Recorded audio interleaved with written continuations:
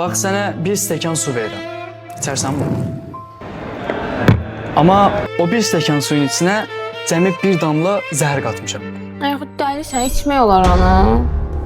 Niyə ki? Cəmi 1%-ində var da zəhər. 99% təmiz sudur. Niyə necə o zəhər sənə? Nə fərq edir ki? Bu suyun hamısı mundarlanıb. Öldürməsə belə içmərəm mən bunu. Başa düşmədim. Sən, yəni biz bir şey niyə danışırıq? Sən niyə belə sual verirsən ki mənə? Bax, biz bura nəyə danışmağa gəlmişik? O məsələndə. Hə, bax, mən də onu deyirəm. Sən içərisində cəmi bir damla olan zəhərli suyu içmirsən.